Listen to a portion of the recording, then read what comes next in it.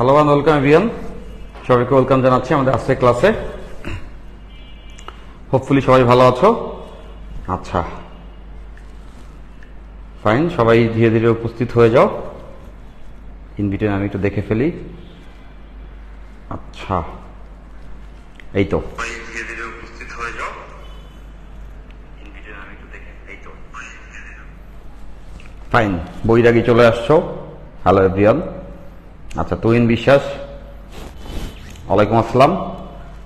সকাল সন্ধ্যা, ওয়ালাইকুম আসসালাম। সানিয়া বিনতে আলম, সালাম জানিয়েছো। আমি কেমন আছি জিজ্ঞাসা করছো। আমি ভালো আছি আলহামদুলিল্লাহ। তুমি কেমন আছো? তোমরা কেমন আছো একটু জানিয়ে দিতে পারো। ওকে। তাফিম আজমি, সালাম জানাইছো, ওয়ালাইকুম আসসালাম। আমি ভালো আছি মাইমুন। ওকে, আমি ভালো আছি বৈরাগী। ওকে ফাইন, আসসালামু আলাইকুম। ওয়ালাইকুম আসসালাম রোহান। তো আমরা ক্লাস করছিলাম, এর আগের দিন আমরা হচ্ছে এই জায়গাতে শেষ করেছিলাম। আমরা কিভাবে করে দুইটা ভেক্টরকে একাধিক ভেক্টরকে যোগ করতে পারি সেই নীতিটা দেখে ফেলেছি। তো আমরা আজকে এরপর থেকে ক্লাসটা শুরু করব। রাফসান আহমেদ, আলহামদুলিল্লাহ ভালো। ওকে রাফসান, তো চলো আমরা ধীরে ধীরে ক্লাসের ভিতরে চলে যাই। ইনভিটেশন আমি একটু সবাইকে মেনশন করে ফেলি। ওকে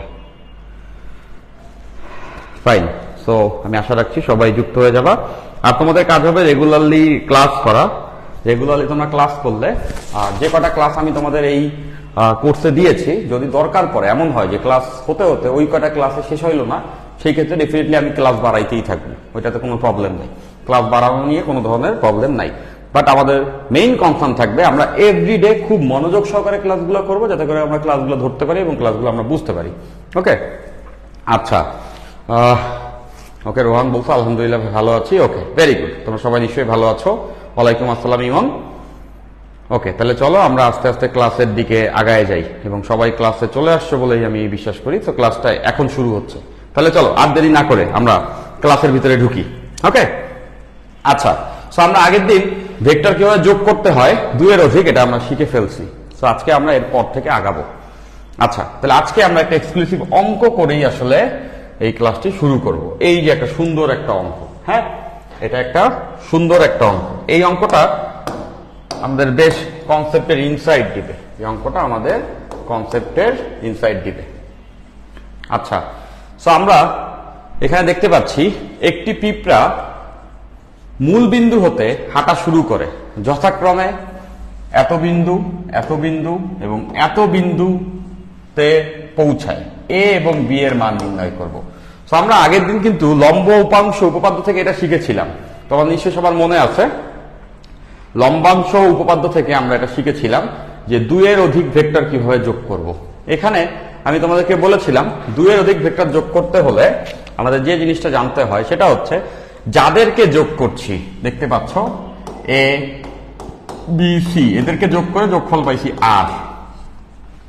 তাহলে আমরা এটা বুঝতেছি এ বি সি এর প্রত্যেকের এক্স অক্ষ বরাবর অংশগুলোর যোগফল হবে আর এর এক্স অক্ষ বরাবর অংশের সমান। ঠিক তেমন করে এই এ বি সি এই তিনজনের ওয়াই অক্ষ বরাবর অংশগুলোর যোগফল হবে হচ্ছে আর এর ওয়াই অক্ষ বরাবর অংশের সমান। আচ্ছা, যদি তাই হয় তাহলে সেই ক্ষেত্রে আমরা এই অঙ্কটা খুব সহজে করে ফেলতে পারবো। তাহলে চলো এটা আমরা একটু গ্রাফ এঁকে ধীরে ধীরে অঙ্কটা করে ফেলি। অঙ্কটা বেশ সুন্দর। দেখো, সে এইটা হচ্ছে আমাদের এক্স অক্ষ আর এটা হচ্ছে আমাদের ওয়াই অক্ষ। এটা এক্স অক্ষ, এটা ওয়াই অক্ষ। এখন একটা পিঁপড়া হাঁটা শুরু করছে এক্স ওয়াই অক্ষে, এক্স ওয়াই তলে, মূল বিন্দু থেকে হাঁটা শুরু করছে। এটা হচ্ছে মূল বিন্দু, মূল বিন্দু মানে 0 0 বিন্দু। এই বিন্দু থেকে হাঁটা শুরু করছে, শুরু করে যথাক্রমে প্রথমে 2, এ বিন্দুতে গেছে, মানে এখান থেকে হেঁটে এই বিন্দুতে আসছে। এই বিন্দুটাকে আমরা ধরে নিতে পারি 2, এ। এই বিন্দুতে হেঁটে আসছে, এখান থেকে হেঁটে এখানে গেছে। এরপর যথাক্রমে প্রথমে এই বিন্দুতে গেছে, তারপরে বি, 3 বিন্দুতে গেছে। প্রথমে এই বিন্দু থেকে এই বিন্দুতে আসছে, এরপরে বি, 3 বিন্দুতে গেছে। তাহলে বি, 3 বিন্দুতে যদি যায় সেক্ষেত্রে আমরা বুঝতে পারছি এরপরে সে যে বিন্দুতে গেছে সেটা হচ্ছে এই বিন্দু ধরলাম, এটা হচ্ছে বি, 3। এই বিন্দুতে সে আসছে, প্রথমে এটা এখানে, তারপরে আবার এখানে গেছে। এই বিন্দু হয়ে 5,10 বিন্দুতে পৌঁছায়, ফাইনালি সে 5,10 বিন্দুতে পৌঁছাইলো, ধরলাম এটা হচ্ছে সেই বিন্দু যেটা হচ্ছে 5,10, ধরে নিলাম এটাই। ওকে, আচ্ছা, তাহলে 5,10 বিন্দুতে পৌঁছাইলো, আমি জাস্ট অ্যানোনিমাসলি ধরছি।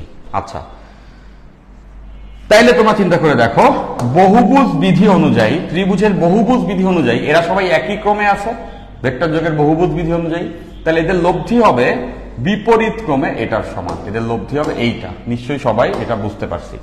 প্রথমে এখান থেকে এখানে আসছে, এরপর এখান থেকে এখানে আসছে, এরপর এখান থেকে এখানে আসছে, এদের লব্ধি কিন্তু হবে বিপরীত ক্রমে এটা।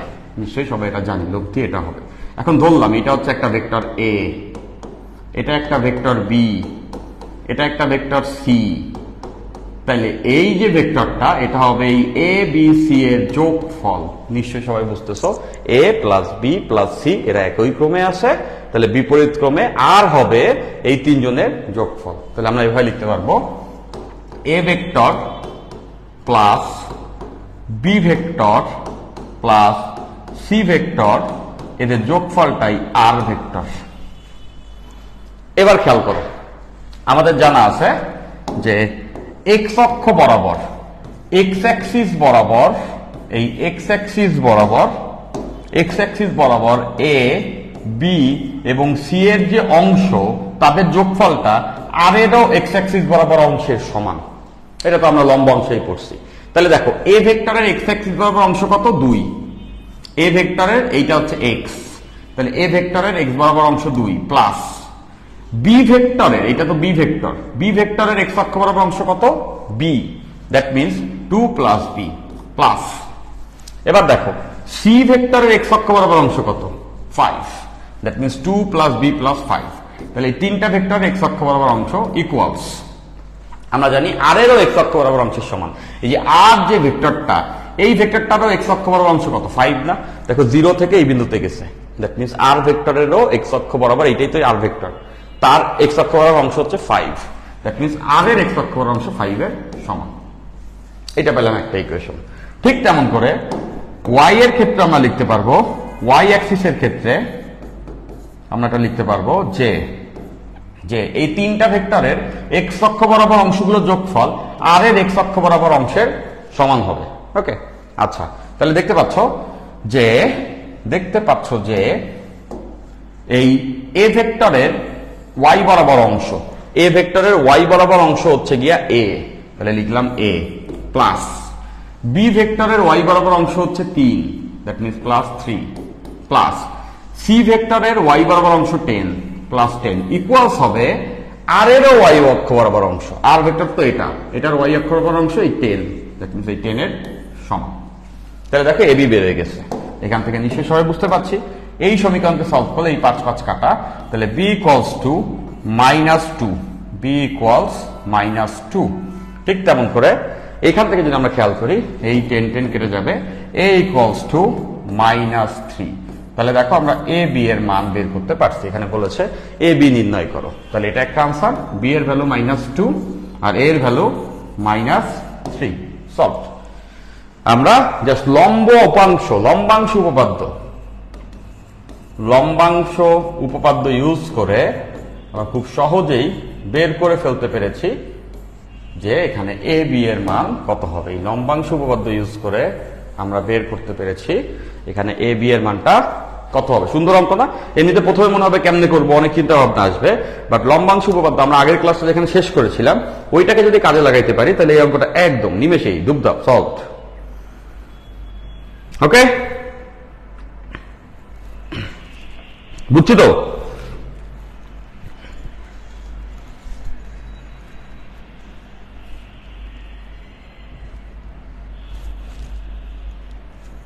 ওয়ালাইকুম আসসালাম বাকি বিল্লাহ। ওকে, বৈরাগী বলছো মারাত্মক অঙ্ক ছিল, গুড, ভেরি গুড।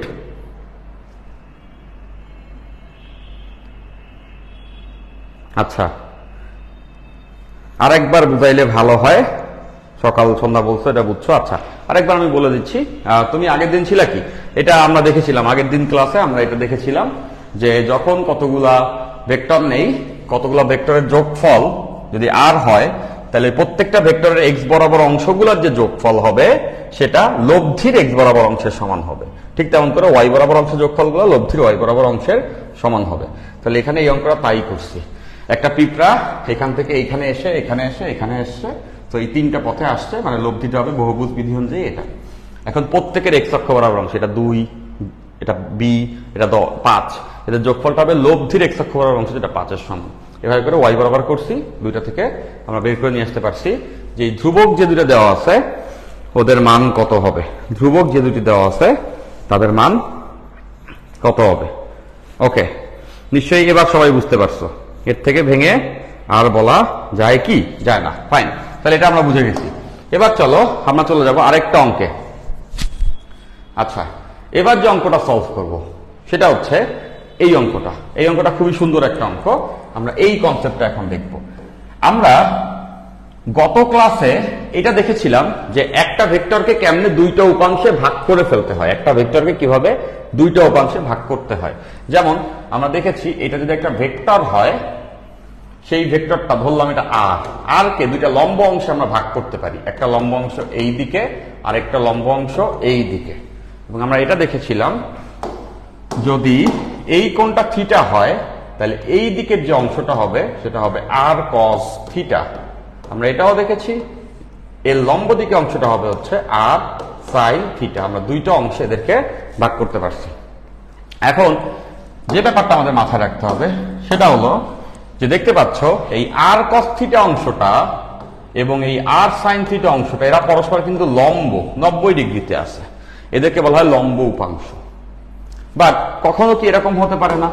ডেফিনেটলি পারে। লেটস সে এইটা একটা ভেক্টর আর, এই আর ভেক্টরকে আমরা দুইটা অংশে ভাগ করব। হ্যাঁ, একটা অংশ মনে করো এখানটাতে আছে যেটাকে আমি বললাম পি, এইটা আছে 30 ডিগ্রি কোণে।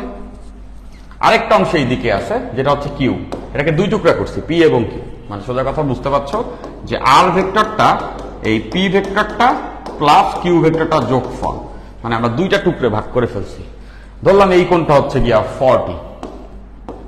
এবার দেখো তো পি কিউ কি 90? না, পি কিউ কিন্তু 90 ডিগ্রি কোণে নাই। দেখেই বুঝতে পারছো পি এবং কিউ এরা কিন্তু আছে 70 ডিগ্রি কোণে। যেখানে এরা দুইজন ছিল, ধরলাম এটা যদি পি হইতো এটা যদি কিউ হইতো, এরা দুজন ছিল 90 ডিগ্রি কোণে, বাট এরা কিন্তু 70 ডিগ্রি কোণে আছে। দেখো এটা আছে এই পাশে 40, এই পাশে 30, তার মানে এরা 90 ডিগ্রিতে নাই। তাইলে এরকম যদি কেস হয় তাহলে পি এবং কিউ, সবাই মনোযোগ দিও, অনেক কিছুই আমি আরেকবার বলতে বললে বলে দেই, বাট আরেকবার বললেই কি সেই জিনিসটা বোঝা যায়? যায় না। যখন প্রথমবার সুন্দর করে বোঝানো হয় তখন পূর্ণাঙ্গ মনোযোগ দিলেই বরঞ্চ ভালো মতো বোঝা যায়। ওকে, আচ্ছা ফাইন। তাহলে বুঝতেছো এই দুইটা উপাংশ পরস্পর 90 ডিগ্রি কোণে নাই। তাহলে এই ক্ষেত্রে কেমনে আমরা এই পি কিউ বের করব? এমন দুইটি উপাংশ আমরা কিভাবে বের করব যারা কিনা পরস্পর 90 ডিগ্রিতে নাই, সেটাই আমাদের এই অঙ্কটা। এই অঙ্কটা দেখতে পাচ্ছ, একটা ভেক্টর আমাদের দেওয়া আছে, আমাদের একটা ভেক্টর দেওয়া আছে এই যে আর লব্ধি ভেক্টর 10 ইউনিট, এবং পি কিউ এর মান নির্ণয় করতে বলছে। এইটা হচ্ছে পি, এটা হচ্ছে কিউ, এদের মান নির্ণয় করতে বলছে। দেখতে পাচ্ছ আর কে ভাইঙা দুই টুকরা করছে, একটা পি আর একটা কিউ, এদের যোগফলে আর।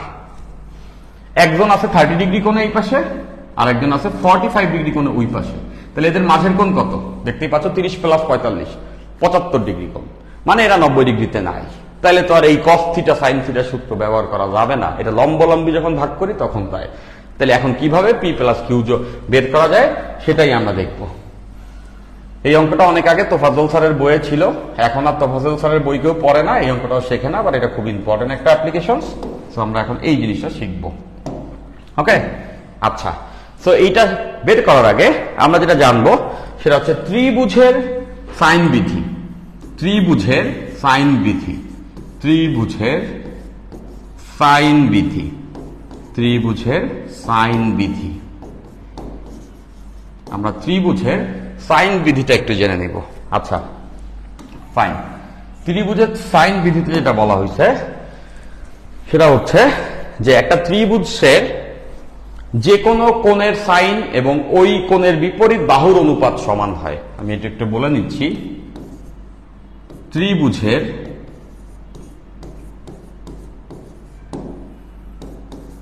যে কোনো বাহু ও তার বিপরীত কোণের সাইনের অনুপাত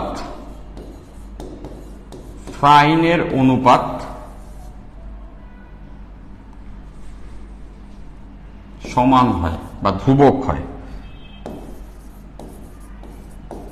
মানে ব্যাপারটা একটু দেখো, দেখলেই বুঝে ফেলবা স্টেটমেন্ট আসলে কি বলেছে। সাইন রুল দিয়ে এটা আমরা করে ফেলতে পারবো। লেটস সে আমাদের কাছে একটা ত্রিভুজ আছে, এটা একটা ত্রিভুজ ধরলাম, এটা একটা ত্রিভুজ। ওকে, আচ্ছা, তো এই ত্রিভুজের এই কোণটা এ কোণ, এই কোণটা এ কোণের বিপরীত বাহুকে ছোট এ বলে। এই কোণটা বি কোণের বিপরীত বাহু ছোট বি। এই কোণটা সি কোণের বিপরীত বাহু ছোট সি। তো কি বলছে, যে কোনো বাহু এবং তার বিপরীত কোণের সাইনের অনুপাত সমান হয়।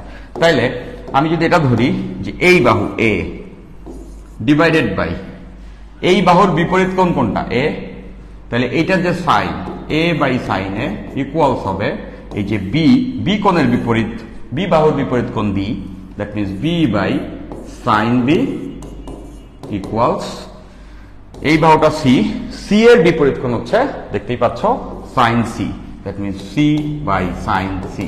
এরা সমান হয়। এটাকেই বলা হয় ত্রিভুজের সাইন বিধি। এটাকেই আমরা বলবো ত্রিভুজের সাইন বিধি। তাহলে এটা মনে রাখলেই চলতেছে যে কোনো বাহু এবং তার বিপরীত কোণের যে সাইনের অনুপাত, এইগুলা একটা ত্রিভুজের জন্য সবসময় সমান হবে।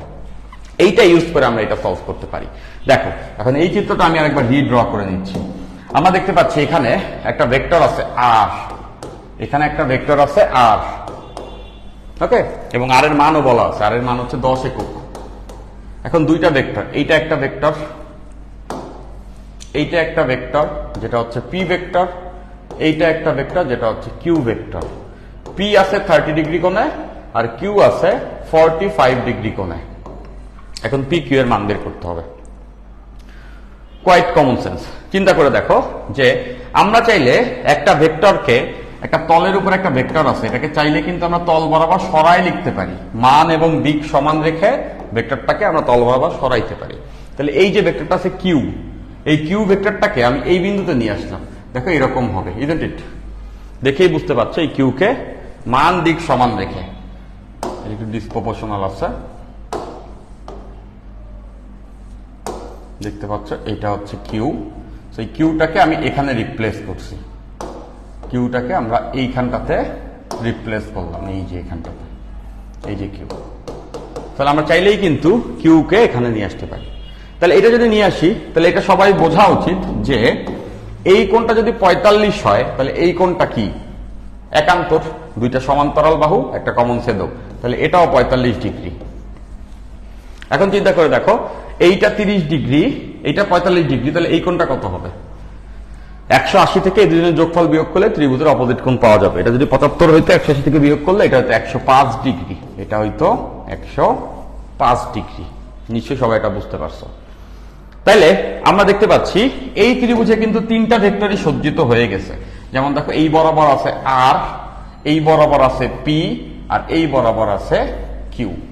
তাহলে আমরা এই ত্রিভুজটাকে, আমার হাতটা ফলো করো, এই ত্রিভুজটাকে আবার একটু রিড্র করে নিই। দেখো আনুভূমিক যে বাহু আছে সেটা হচ্ছে পি, এরপরে কোনাকুনি যে বাহু আছে সেটা হচ্ছে আর, এবং আর এর মান আমরা জানি 10, আর কিউটাকে এই পাশে সরায় নিয়ে আসছি, এটা হচ্ছে কিউ, এবং কিউ এর ভ্যালু আমরা জানি না। আমরা এই কোণটা পেয়ে গেছি, এই কোণটা দেওয়াই ছিল 30 ডিগ্রি, এই কোণটা 45 ডিগ্রি, আর এই কোণটা 105 ডিগ্রি। এইবার এই যে ত্রিভুজে তিনটা ভেক্টর আছে, এই সূত্রটা অ্যাপ্লাই করা যাবে, যে কোনো বাহু এবং তার বিপরীত যে কোণ আছে তার সাইনের অনুপাত সমান হবে। তাহলে এখানে যদি আমরা এটা অ্যাপ্লাই করি, দেখো এই বাহুটা কত? এই বাহুটা 10, এর বিপরীত কোণ কত? 105। তাহলে এভাবে লিখতে পারবো 10 বাই সাইন 105 ইকুয়ালস, পরেরটা এই বাহুটা কত? পি, পি এর বিপরীত কোণ কত? 45, তাহলে পি বাই সাইন 45। দেন এটা কত কিউ, কিউ এর বিপরীত কোণ কত 30, তাহলে লিখতে পারবো কিউ বাই সাইন 30। আমাদের টার্গেটই তো পি বের করা এবং কিউ বের করা। তাহলে এই দুইটা অনুপাত থেকে বুঝতে পারছো পি ইকুয়ালস টু আসবে এই দুই অনুপাত থেকে পি ইকুয়ালস টু 10 সাইন 45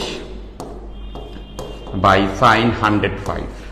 দেখো সবগুলো ভ্যালু জানি, এটা এখানে উঠে আসছে, এখান থেকে পি পেয়ে যাবে। ঠিক তেমন করে কিউ ইকুয়ালস টু এইটা আর এটা তো সমান, তাহলে কিউ ইকুয়ালস টু হবে 10 সাইন 30 ডিভাইডেড বাই সাইন 105। তাহলে দেখো আমরা এই দুইটা মান কিন্তু এখান থেকে ক্যালকুলেশন করে অতি সহজেই আমরা এই দুইটার মান বের করে ফেলতে পারছি। হোপফুলি সবাই এটা আমরা বুঝে নিয়েছি। দেখো সকল ডাটা এখানে বসে গেছে, সেই ডাটাগুলো ক্যালকুলেশন করলে আমরা আমাদের আনসারটা পেয়ে যাব। সো আমি ক্যালকুলেশন করে দিচ্ছি। প্রথমটার ভ্যালু আসবে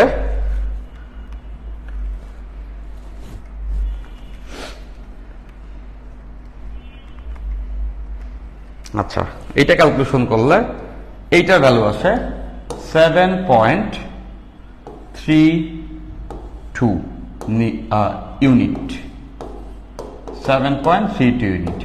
পরেরটার ভ্যালু আসে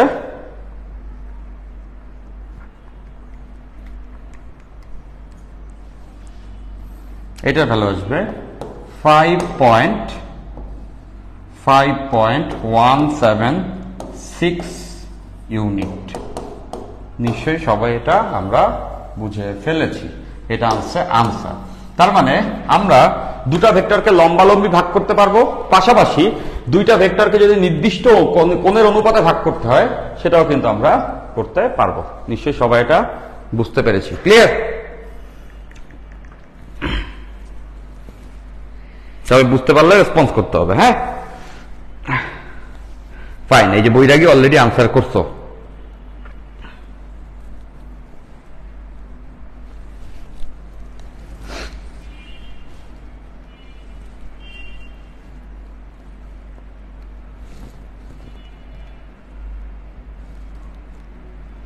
ওকে, সাকিব মাহমুদ বলছো clear. Okay clear, fine.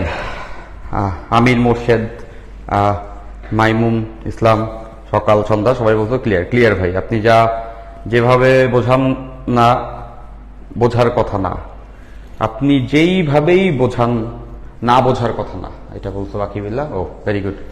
চিত্রনায়কে direct formula use করে করাইছে কলেজে স্যার। হ্যাঁ, তো ডিরেক্ট ফর্মুলা ইউজ করে করলে যেটা হবে সেটা হচ্ছে তুমি তো বুঝতে পারলাম না কেমনে এটা হইলো, বাট আমরা তো এটা ডিটেলসে বুঝে নিলাম, তো গেল, এটা আমরা বুঝে গেছি।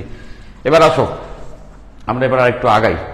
সেটা হচ্ছে আমরা এবার যে অঙ্কটা করব সেটা হলো এই অঙ্কটা, এই অঙ্কটা। আচ্ছা, এই অঙ্কটা আমরা খুব সহজেই আসলে বের করে ফেলতে পারবো। দেখো, একটি লন রোলার আনুভূমিকের সঙ্গে, লন রোলার মানে ওই দেখছি না ক্রিকেট পিচকে সোজা করার জন্য যে একটা রোলারকে আমরা টানি বা ঠেলি, ওইটাকে বলা হয় লন রোলার। একটি লন রোলার আনুভূমিকের সাথে 30 ডিগ্রি কোণে, আনুভূমিকের সঙ্গে 30 ডিগ্রি কোণে 39.2 নিউটন বলে টানা হচ্ছে। এর ওজন কতটুকু হ্রাস পাবে? এর ওজন কতটুকু হ্রাস পাবে? আচ্ছা, এইটা করার আগে আমরা একটা থিওরি দেখে নিই। সেটা হচ্ছে, এটা বারবারই ভেক্টরে আসে। লন রোলার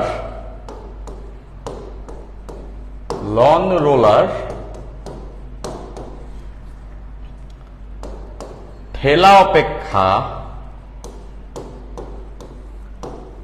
অপেক্ষা টানা সোজা,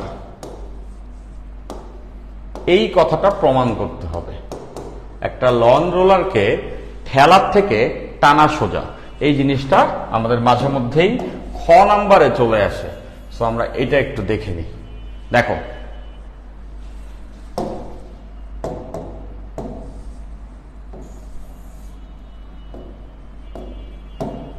ফাইন। সো লন রোলার আমরা চিনি, এরকম একটা ড্রাম, এটাকে ঠেলা হচ্ছে। প্রথমে আমরা ঠেলবো, ঠেলা মানে বুঝতে পারছো যে এই লন রোলারটা একটা প্লেনের উপরে আছে। ডেফিনেটলি আমরা বুঝতে পারি যে একটা লন রোলার অবশ্যই একটা প্লেনের উপরে আছে, এটা একটা প্লেন, এটাকে আমরা ঠেলবো।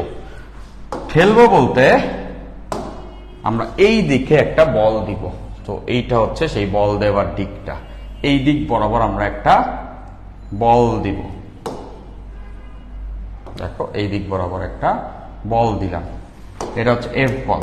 ঠেলার সময় কি করি, লরিকে আমরা যখন একটা ট্রলি ব্যাগকে ঠেলি এভাবে করে ধরে ঠেলে নিয়ে যাই না বল দিয়ে, তো সেই বল দিয়ে এটাকে ঠেলতেছি। তাহলে চিন্তা করে দেখো, আমরা ডেফিনেট একটা কোণ, কিন্তু তার উপরে একটা কোণ করে বল দিয়ে ঠেলতেছি। আর এটাকে ঠেললে এই বলের দুইটা উপাংশ বেরোবে, এই বলের আমরা দুটো উপাংশ পেয়ে যাব। একটা উপাংশ হচ্ছে গিয়ে এই দিক বরাবর, আরেকটা উপাংশ হবে হচ্ছে এই দিক বরাবর। নিশ্চয়ই বুঝতে পারছো সবাই? ফাইন। তাহলে উপাংশদ্বয়ের মানও আমরা বের করতে পারবো।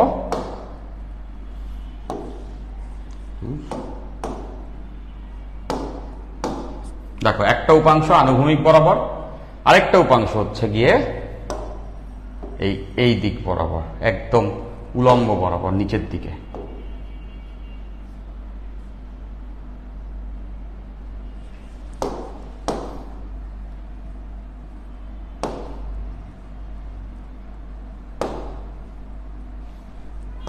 বাঁকা হয়ে যাচ্ছে বারবার, এবার ঠিক আছে, ফাইন। এবার দেখো যে এই কোণটা যদি থিটা হয় তাহলে ডেফিনেটলি বুঝতেছে এই কোণটাও থিটা। তাহলে এফ বল এইদিকে কাজ করতেছে, এফ এর দুইটা অংশ, যার সঙ্গে কোণ তার সঙ্গে কজ, তাহলে এইদিকে অংশ হবে এফ কজ থিটা, আর এই নিচের দিকে অংশ হবে হচ্ছে এফ সাইন থিটা। নিশ্চয়ই বুঝতেছো, এটাকে দুইটা ভাগে ভাগ করে ফেলছে, একটা এফ কস থিটা, একটা এফ সাইন থিটা। এবং আমরা এটাও জানি ওজন কাজ করে কোথায়, ওজন কাজ করে নিচে, ওজন এমজি এটাও কাজ করতেছে নিচে। তাহলে যখন আমরা ঠেলতেছি তখন এই বস্তুটার আপাত ওজন কত হচ্ছে, অ্যাপারেন্ট ওয়েট, আপাত ওজন। আপাত ওজন হচ্ছে নিচের দিকে তো এমজি কাজ করতেছেই, পাশাপাশি এই বলের একটা অংশও কিন্তু নিচে কাজ করতেছে, যেটা হচ্ছে F sine theta plus MG plus F sine theta. তাহলে খেয়াল করে দেখো, এখান থেকে সবাই বুঝতেছো যে আমাদের কিন্তু ওজনটা বেড়ে গেল। ওজন নরমালি এমজি ছিল, ঠেলার কারণে তার সঙ্গে আরো যোগ হয়েছে এফ সাইন থিটা। তাহলে কি ভারী হয়ে গেছে না? এটা ভারী হয়ে গেছে। তাহলে এই যে ভারী বস্তুকে যখন নড়াইতে যাব তখন সামনের দিকে যাবে, এটা সামনের দিকে যাবে হচ্ছে এফ কস থিটার জন্য, এফ কস থিটাটাকে সামনে নিয়ে যাবে। তাহলে বুঝতে তো ভারী বস্তু নড়াইতে কষ্ট হবে, তার মানে এটা একটু ভার বেড়ে গেছে, এইটা ঠেললে নড়াইতে কষ্ট হবে। ওয়ারেস যদি আমরা এই কাজটা করতাম, লেটস সে এইটা একটা তল, এই তলের উপরে একটা লং রোলার আছে, এবার আমরা টানবো, এটাকে টানা হচ্ছে। তাহলে এটাকে যদি আমরা টানি তাহলে বুঝতে পারছি যেটার উপরে একটা বল দেওয়া হবে, এই যে এদিকে টানা হচ্ছে। অনেকটা এরকম না, আমরা যখন লাগেজ বা লরিকে এভাবে টেনে নিয়ে যাই। Okay fine. তাহলে এইদিকে আমরা এফ বলে টানতেছি, তাহলে এফ বলে যদি টানি নিশ্চয়ই বুঝতেছ এটা দুইটা উপাংশ বের হয়ে আসবে, এখান থেকে এটা দুইটা উপাংশ বের হবে। আচ্ছা,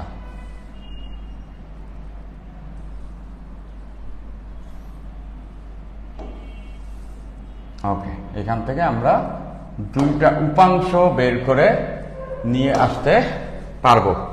ওকে আচ্ছা, দেখতেছো তাহলে এই কোণটা যদি থিটা হয় তাহলে এই এফ এর এইদিকে অংশ হবে এফ কস থিটা, আর উলম্ব দিকে অংশ হবে এফ সাইন থিটা, আর এমজি কিন্তু কাজ করবে ডিরেক্টলি নিচের দিকে।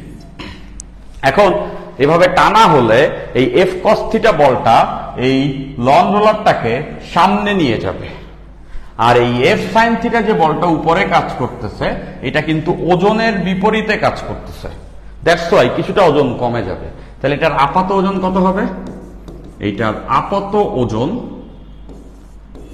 এইটার আপাত ওজন হবে এমজি, এটার থেকে কিছু পরিমাণ উপরে বাদ হয়ে যাচ্ছে, MG minus F sine theta.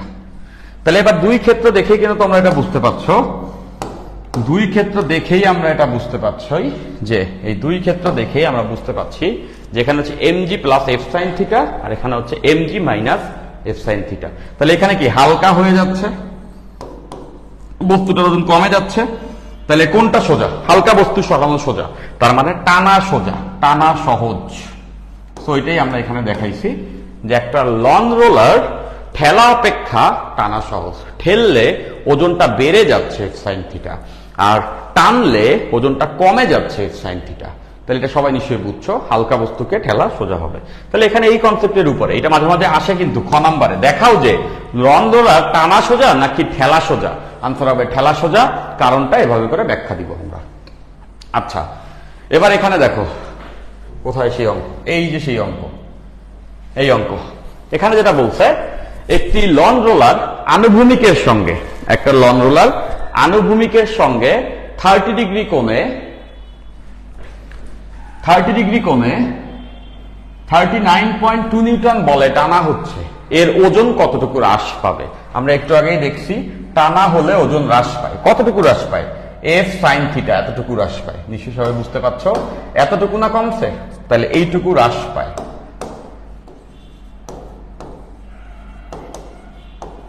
নিশ্চয়ই সবাই বুঝছো, ঠেললে টানলে এতটুকু ওজন বিয়োগ হয়, মানে এফ সাইন থিটা হ্রাস পায়। তো এটাই বলছে যে কতটুকু হ্রাস পাবে। তাহলে যতটুকু হ্রাস পাবে সেটা হবে হচ্ছে এফ সাইন থিটা। তাহলে এফ এর ভ্যালু তো আমরা জানি, কত বলে টানতেছে? 39.2 Newton. That means 39.2 Newton into sign 30 degree কোণায় 30 ডিগ্রি, তার মানে এতটুকু হ্রাস পাবে। খুব সহজে আমরা এটার আনসার বের করে ফেলতে পারবো। যেই ভ্যালুটা হবে 39.2 ইন্টু সাইন 30, এটা ক্যালকুলেশন করলে আনসারটি আসবে 19.6 নিউটন। তার মানে আমাদের আনসার এতটুকু হ্রাস পাবে, এটাই আমাদের আনসার। নিশ্চয়ই সবাই বুঝছো, আমরা কনসেপচুয়ালি এটা একটু আগে প্রমাণ করেও দেখছি। আর কতটুকু হ্রাস পায় সেটা একবারে জাস্ট আমরা বের করে ফেলতেও পারলাম। ওকে,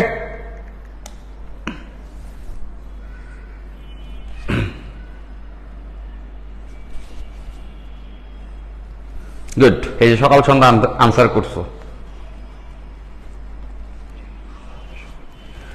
ওকে, তাসফিক বলছো কমপ্লেক্স ম্যাথ দেন। একবারে কমপ্লেক্স ম্যাথ দিলে তো প্রবলেম, এই জন্য আমি তো আস্তে আস্তে হচ্ছে গিয়া ম্যাথের দিকে আগাচ্ছি। হ্যাঁ, এটার আনসার তোমরা সবাই পারছো। কমপ্লেক্স ম্যাথ বলে কিছুই নাই দুনিয়াতে, সব আমরা পারলেই হবে। হ্যাঁ, কমপ্লেক্স অনেক ম্যাথ আছে, এমন আমি করে দিতে পারতাম তোমাদের জীবন।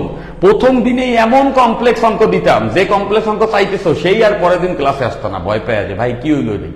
তো ওইটা আমি চাচ্ছি না, নিশ্চয়ই বুঝতে পারছো। তো তোমরা আস্তে আস্তে শিখতে থাকো, সবকিছুই পাবা। ওকে, ইনশাল্লাহ সবকিছুই পাবা। আগে আমার বইয়ের জিনিসপত্রগুলো সবকিছু গুছায় শিখতে পারতে হবে, তাইলেই আমরা পরীক্ষাতে ভালো করতে পারবো ইনশাল্লাহ। ঠিক আছে, ফাইন। এবার আসো আমরা একটা মোস্ট ইম্পর্টেন্ট টপিক এই চ্যাপ্টারের, সেটা আগে সলভ করে নেই। সেটা হচ্ছে নদীতে নৌকা চলা। নদীতে নৌকা চলার যে অঙ্ক আছে, মোস্ট ইম্পর্টেন্ট টপিক, সেটা আমরা এখন সলভ করব। আচ্ছা, ফাইন। তো এবার আসো আমরা নদীতে নৌকা এটা একটু সলভ করে নিই। এই কেসটা খুবই খুবই ইম্পর্টেন্ট, এখান থেকে তোমাদের ইন্টার লাইফে অনেক অঙ্ক আসবে। তো আমরা আগে নদীতে নৌকা চলার যে অঙ্কগুলি আছে সেগুলি সলভ করি। আচ্ছা, নদী নৌকা সকল কেস আমি তোমাদের দেখাই দিচ্ছি। নদী ও নৌকা, খুব মনোযোগ দিয়ে দেখো, পুরোটা ইনশাল্লাহ আমরা বুঝে ফেলবো।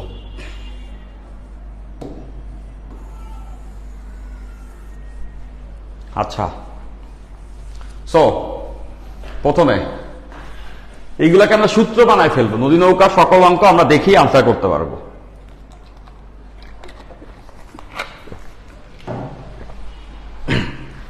দেখো, এই অঙ্কগুলাতে কতগুলা জিনিস আমরা ধরে নিব। নাম্বার 1, নদীর প্রস্থ। নদীর প্রস্থকে আমরা বলবো হচ্ছে ডি।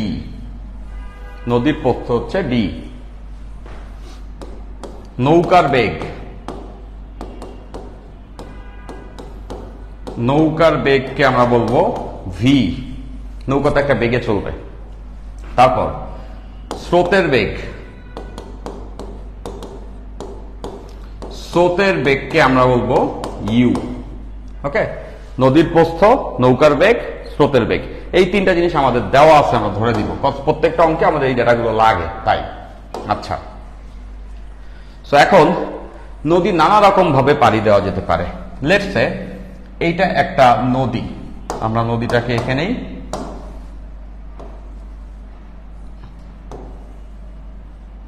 এটা একটা নদী, আমরা জানি নদীর দুই পার সমান্তরাল, দেখেও বুঝতেছো নদীর দুই পার হচ্ছে গিয়ে সমান্তরাল হবে। এখানে একটা নদী আছে যার দুই পার সমান্তরাল এবং এই নদীর প্রস্থ হচ্ছে ডি, মানে মোট এপার থেকে ওপারের দূরত্ব। ফাইন। এখন স্রোত সবসময় কোন দিকে বয় এটা তো আমাদের সবার জানা আছে। স্রোত নদীর দৈর্ঘ্য বরাবর বইতে থাকে, ডান থেকে বামে যাইতে থাকবে।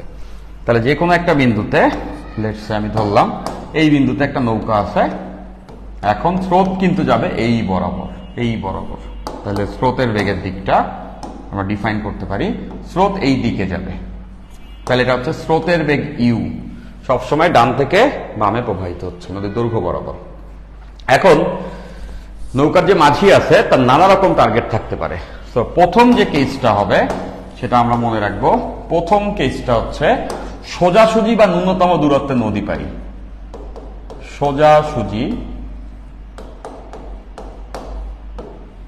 ও ন্যূনতম দূরত্বে। আমাদের টার্গেটটা এখানে সোজাসুজি নদী পাড়ি দেওয়া বা ন্যূনতম দূরত্বে নদী পাড়ি দেওয়া। সোজাসুজি দূরত্বটাই তো ন্যূনতম দূরত্ব, তাই না? এটা তো আমরা সবাই বুঝতে পারি যে সোজাসুজি যে দূরত্বটা ওটাকেই আমরা ন্যূনতম দূরত্ব বলতে পারি। দেখো যে লেটস সে এটা এ বিন্দু, নৌকাটার ইচ্ছা একদম সোজা নাক বরাবর নদীটা পাড়ি দেওয়া, মানে এ থেকে এখানে চলে আসা, যেটা কিনা বি বিন্দু, ঠিক বিপরীত বিন্দুতে যাওয়া।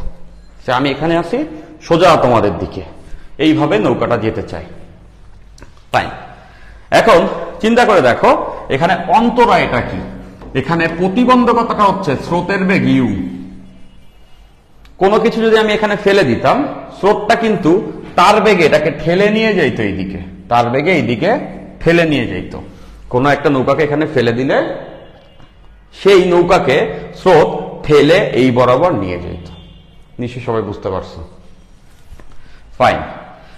তাইলে ও যদি ডানে বামে সরে যায় তাহলেই তো ঘটনা উল্টাপাল্টা হয়ে গেল। কত ডানে সরে গেলেই এ বি রাস্তা থেকে সরে গেল, তাহলে তো আর এ থেকে বিতে যেতে পারবে না। ওর টার্গেট তো এ থেকে বিতে সোজাসুজি যাওয়া, ডানে বামে যাবে না। তাহলে আমরা করব কি?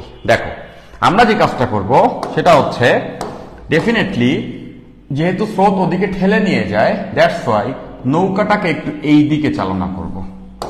লেটস সে নৌকাটাকে এই দিকে চালনা করব। এই দিকে চালনা করলে সুবিধা কি? এইদিকে চালনা করলে ও ঠেলবে, যখন ঠেলার পরে ও এই রেখার উপরে আসলো, তাহলে তো এই রেখা বরাবরই থাকবে। নিশ্চয় সবাই এটা বুঝতে পারছো। তার মানে কিছুটা এই দিকে কোণ করে যাত্রা করব, যাতে করে ঠেলে ওটাকে এটার উপরে নিয়ে আসে। তাহলে বুঝতে পারছি এইখানে তাকে একটা নির্দিষ্ট কোণ করে স্রোতের সাথে ধরলাম, এই কোণটা হচ্ছে আলফা, স্রোতের সঙ্গে আলফা কোণ করে যাত্রা করতে হবে। এখন আমাদের এই কোণটা নির্ণয় করতে হবে যে কত কোণে নৌকা চালাইলে স্রোতের সাথে সোজাসুজি যাবে।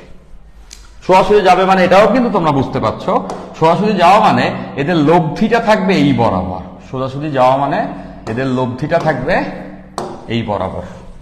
এই ভেক্টরটা আর এই ভেক্টরটা যোগফল, এই ভেক্টর এবং এই ভেক্টরের যোগফল হবে একদম এবি বরাবর, তাইলেই তো এবি বরাবর যাবে। নিশ্চয়ই বুঝতে পারছি? ফাইন। এখন আমরা আলফা বের করব, খুব সহজে বের করা যাবে। দেখো এই কোণটা যদি আলফা হয় তাহলে তোমরা এটা বুঝতেছো, আমি একটু অন্য ডিফারেন্ট অ্যাপ্রোচে বের করবো যেটা দিয়ে তোমাদের আসলে বুঝতে সুবিধা হবে। এটা যদি আলফা হয় তাহলে এই কোণটা হবে 180 মাইনাস আলফা, তাই না? এটা যদি আলফা হয় এই কোণটা, তাহলে এই পাশের কোণটা 180 থেকে আলফা বিয়োগ করলে তাই। এইবার এই যে নৌকার বেগ ভি, এইটাকে আমরা দুই টুকরো করে ফেলতে পারি। দেখো একটা টুকরো যাবে নৌকার বেগ ভি এর একটা অংশ এই দিক বরাবর, আরেকটা অংশ এই দিক বরাবর, ইজন্ট ইট? সবাই নিশ্চয়ই বুঝতে পারছো যে এটা এই দিকে আড়াআড়ি আছে, এই দিকে আড়াআড়ি আছে। তাহলে এটা দুইটা অংশ, একটা এই দিকে আর একটা এই দিকে। তাহলে কোনটা আমাদের দেওয়া আছে কার সাথে? আমাদের কোনটা দেওয়া আছে এই অক্ষের সাথে, যেটা হচ্ছে 180 মাইনাস আলফা। তো আমরা লম্বাংশ পদ জানি, যার সঙ্গে কোণ তার সঙ্গে কজ। তাহলে এই দিকের অংশ হবে ভি কজ 180 মাইনাস আলফা। আর লম্ব দিকের অংশ তার সঙ্গে সাইন, মানে ভি সাইন 180 মাইনাস আলফা। নিশ্চয়ই বুঝতেছো, এইটা হচ্ছে ভি এর দুইটা অংশ, একটা অংশ এইদিকে ভি কজ 180 মাইনাস আলফা, আর একটা অংশ লম্ব দিকে V sine 180 minus alpha. Fine. এইবার এটা চিন্তা করে দেখো যে কোনোভাবে যদি এইটা হয় যে আমাদের এই দিকের এই অংশটা আর ওই দিকের ওই অংশটা সমান হয়, এই ইউ এবং ভি কব 180 মাইনাস আলফা এরা যদি সমান হয়, এরা কি পরস্পর দিকে বিপরীত না? হ্যাঁ, দিকে বিপরীত। মানে যদি সমান হয় তাহলে এটাকে এটা কেটে দিবে, নালিফাই করে দিবে। তাহলে ইউ আর এইটা যদি কেটে যায় তাহলে দেখো ওর কিন্তু ডানে বা বামে যাওয়ার আর চান্স নাই। ইউ আর এইটা যদি কেটে যায় তাহলে নৌকা ডানে বামে যাবে না, তাহলে থাকবে শুধুমাত্র ভি সাইন 180 মাইনাস আলফা। এইটা দিয়ে সে সোজা চলে যাবে এদিকে। তার মানে ডানে বামে যাওয়া আটকাইতে হইলে এইটা আর এইটা পরস্পর বিপরীত, মানে সমান হইতে হবে, তাহলে কেটে যাবে। তাহলে আমরা লিখতে পারবো V cos 180 minus alpha equals U. এখন এটা আমরা জানি যে ভি কজ 180 মাইনাস আলফা মানে হচ্ছে মাইনাস কজ আলফা। তাহলে এখান থেকে লেখা যাবে minus V cos alpha equals U. তাহলে আমরা বের করছি আলফাকে, একবারে লিখতে পারবো alpha equals to cos inverse minus U by V. সূত্র আকারে এটাকে ডিরেক্টলি আমরা মাথায় ঢুকায় রাখবো, এটাকে সূত্র আকারে আমরা মেমোরি করব। তাহলে এই কোনটার ভ্যালু একবারে বের হয়ে গেল। দেখো আমাদের জানতে হবে cos inverse U by V, U হচ্ছে স্রোতের বেগ, ভি হচ্ছে নৌকার বেগ। তাহলে স্রোতের বেগ আর নৌকার বেগ এখানে বসাই দিলে আমরা বলতে পারবো স্রোতের সঙ্গে কত কোণ করে নৌকা চালাইলে নৌকা সোজাসুজি যাবে। গেল একটা। এবার নদী পাড়ি দিতে কত সময় লাগবে আমরা এটা সবাই জানি, সময় ইকুয়ালস টু দূরত্ব বাই বেগ। তাহলে কতটুকু দূরত্ব পাড়ি দিল ডি, দেখো এখান থেকে এখানে ডি দূরত্ব পাড়ি দিচ্ছে, দূরত্ব বাই বেগ। কত বেগে পাড়ি দিছে? এই বেগে কিন্তু পাড়ি দিচ্ছে, ভি সাইন 180 মাইনাস আলফা বেগে কিন্তু পাড়ি দিছে। তার মানে দূরত্ব বাই বেগ, দূরত্ব ডি আর বেগটা হচ্ছে ভি সাইন 180 মাইনাস আলফা। এখন তোমরা এটা জানো সাইন 180 মাইনাস আলফা মানে কিন্তু sine alpha, sine 180 minus alpha মানে সাইন আলফা। তাহলে এখান থেকে লিখতে পারবো নদী পাড়ি দেওয়ার সময় T equals to D by V sine alpha. Solve.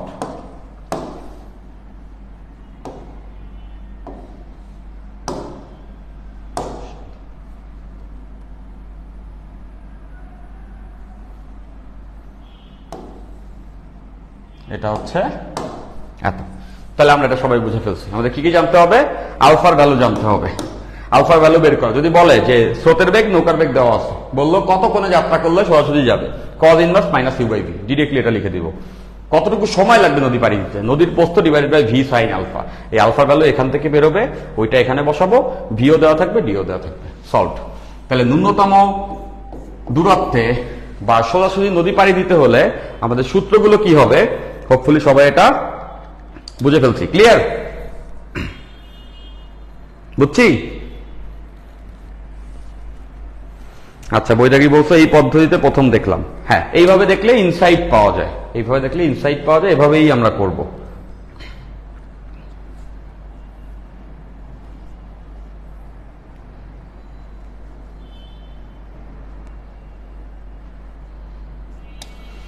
আচ্ছা, রোহান বলছো ভাইয়া আপাত ওজন কি? ভর ধ্রুবক, ত্বরণ ধ্রুবক।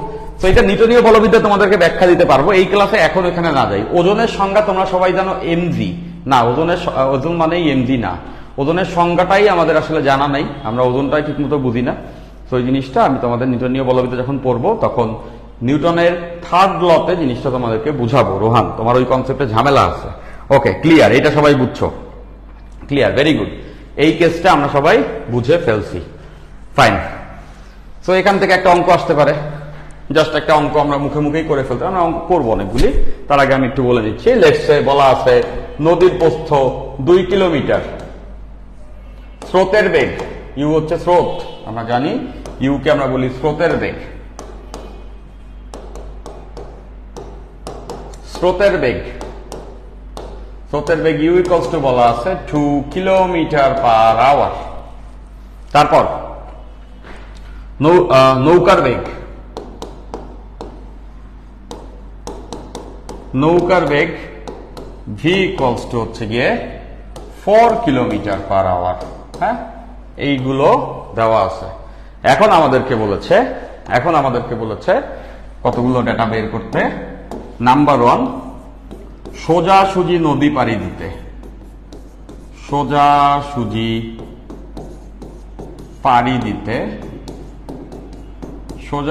পাড়ি দিতে কত কোণে যাত্রা করবে, মানে আলফা বের করতে বলছে। আর বলছে এই ক্ষেত্রে সময় কত লাগবে, এই যে সোজাসুজি পাড়ি দিবে তাতে তার কতটুকু সময় লাগবে। আমরা ডিরেক্টলি করে ফেলবো, আমরা সূত্র জেনে ফেলেছি। আমাদের জানা আছে আলফা ইকুয়ালস টু হবে cos inverse minus U by V. U হচ্ছে স্রোতের বেগ, ভি হচ্ছে নৌকার বেগ। তাহলে এখানে কজ ইনভার্স, এটা হচ্ছে 2, এটা হচ্ছে 4, এটা করলে আসবে 120 ডিগ্রি। তো গেল প্রথমটার আনসার। দ্বিতীয়টার আনসার দেখো, সময় কত লাগবে। সময়ের সূত্র আমরা দেখেছি t equals to d by v sin alpha, t equals to d by v sin alpha, একটু আগে আমরা দেখেছি। তাহলে d নদীর প্রস্থ 2 কিলোমিটার, v হচ্ছে নৌকার বেগ 4, sin alpha sin 120। এটা সলভ করে দিলে আলফা ভ্যালু আমরা পেয়েছি 120। আমরা পেয়ে যাব সময় কত লাগবে। আচ্ছা, এটা সলভ করলে আনসার আসবে হচ্ছে 1/√3 আওয়ার। যেহেতু আমি কিলোমিটার পার আওয়ারে বসাইছি, 1/√3 আওয়ার, আর সংখ্যায় লিখলে 0.577 আওয়ার, এত ঘন্টা লাগবে।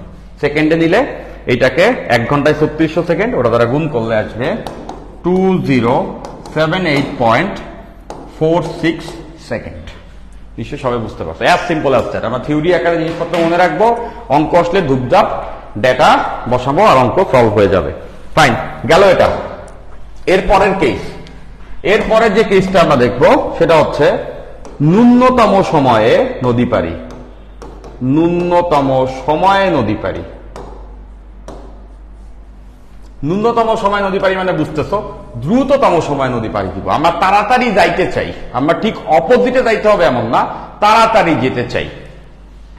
ফাইন, তাহলে দেখো এখানে কি হবে। লেটস সে এইটা সেই নদী।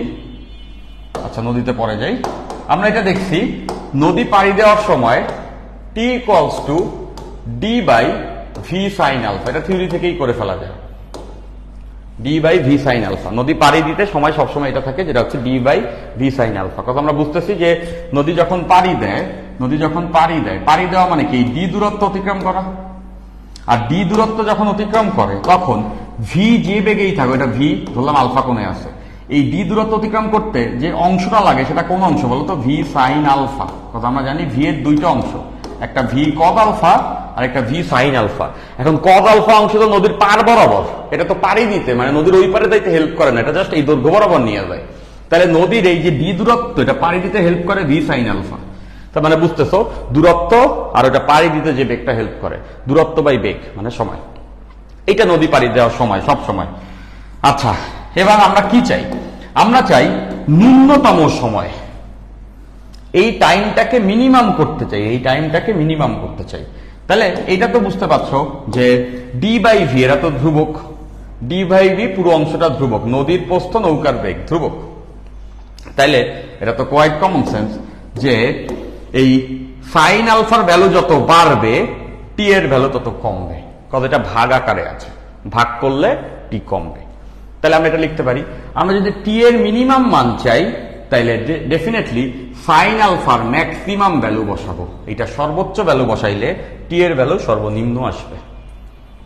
তাহলে এবার তোমরাই বলো সাইন আলফার সম্পূর্ণ ভ্যালু কত হবে, সাইন আলফার সম্পূর্ণ ভ্যালু কত হবে, সাইন আলফার ম্যাক্সিমাম ভ্যালু কত হবে। আমরা জানি সাইন আলফার ম্যাক্সিমাম ভ্যালু হচ্ছে 1, সাইন আলফার ম্যাক্সিমাম ভ্যালু 1। আর সেটা কখন হয়, সাইন আলফার ভ্যালু 1 হয় যখন আলফার ভ্যালু 90 ডিগ্রি হয়। তাহলে এই অঙ্কের এই আনসারটা আমরা পেয়ে গেছি যে যখন 90 ডিগ্রি কোণে রওনা করবে তখন সর্বনিম্ন সময়ে নদী পাড়ি দিবে।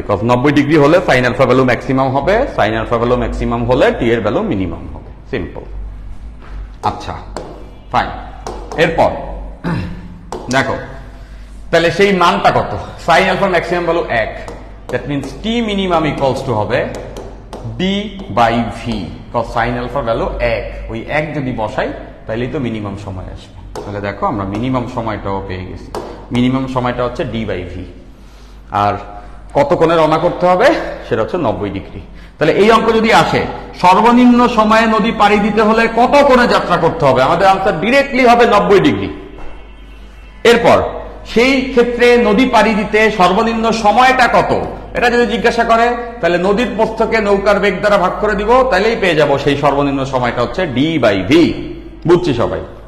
তাহলে এই কেসটা আসলে দেখতে কিরকম হবে সেটা একটু আমরা দেখে ফেলি। দেখো যে সেটা হলো লেটস সে এইটা হচ্ছে সেই নদীটা, এইটা সেই নদীটা, এই নদীটার প্রস্থই হচ্ছে ডি। এখন নৌকা স্রোত যাচ্ছে এই দিকটাতে ইউ বেগে, আমরা রওনা দিব 90 ডিগ্রিতে, যেহেতু আমরা চাই ন্যূনতম সময় নদী পাড়ি দিতে। এইদিকে ভি দেখতেছো মাঝের কোণ 90, আমরা রওনা দিব 90 ডিগ্রিতে, তাইলে এই ন্যূনতম সময় যাব।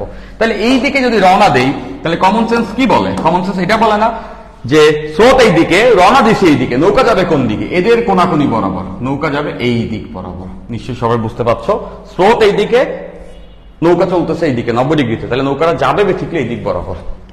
দ্যাট মিনস নৌকাটা এখান থেকে যাত্রা করলে এই জায়গায় গিয়ে থামবে।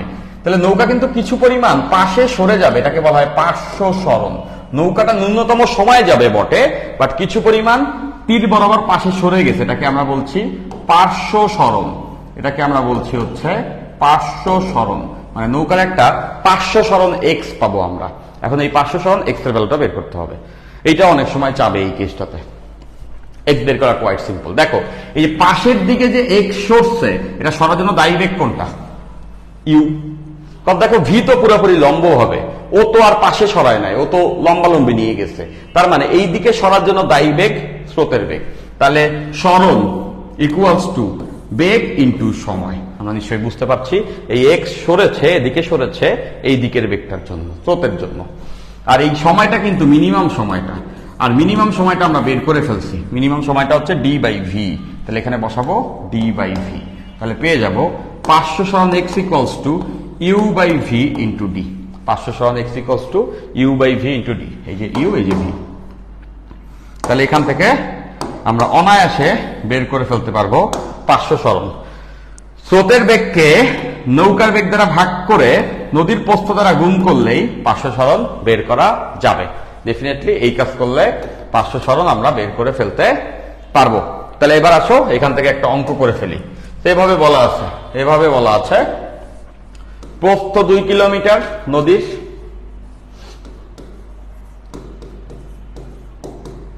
স্রোতের বেগ ইউ যেটা সেটা 2 কিলোমিটার পার আওয়ার,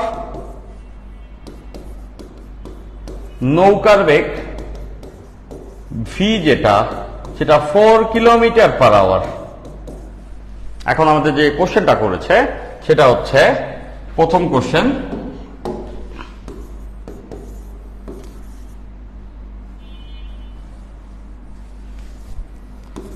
দ্রুততম সময়ে নদী পাড়ি দিতে